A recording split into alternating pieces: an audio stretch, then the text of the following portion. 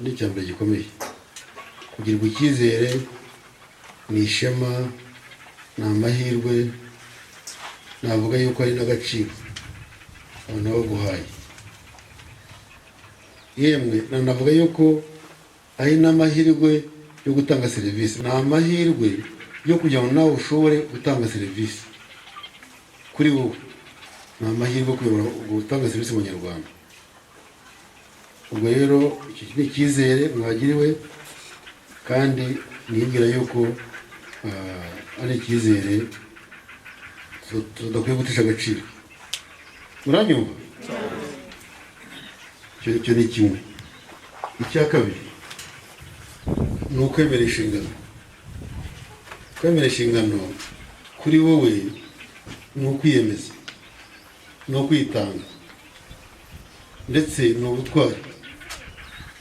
Wateye intambwe, wiyemeje, wakira cyangwa wemera inshingano zo kuyobora mu byiciro bitandukanye, gutanga serivisi. Icya gatatu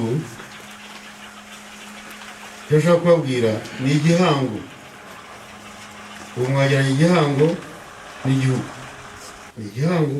Ubwo rero iyo niyo mwicayemo muri intumwa, rero ntabwo ari yawe, ifite nyirayo, ariko uramuhagarariye mu byo ukora byose. Uri intumwa, ufite ubutumwa bwa Nyakubahwa Perezida wa Repubulika mu nzego zose, ufite ibyo ugomba gukora ukabyuzuza. Nujya kwicara gutya uvuga uti iyi ntebe ivuze iki? Ubwo rero nicyo navugaga yuko ufite igihango. Kandi nabwiye icyizere, cya kabiri ni ukwiyemeza, kwakira inshingano, cya gatatu ni igihango, cya kane akazi ako ariko kose bivuze impinduka. Bivuze iki? Impinduka, kandi impinduka nziza. By'umwihariko nkamwe muri hano mu mujyi wa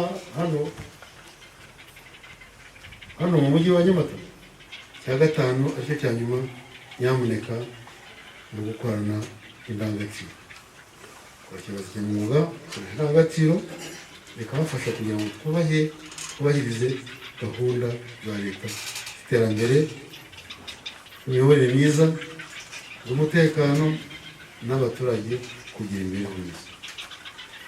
Amagambo angahe? 5.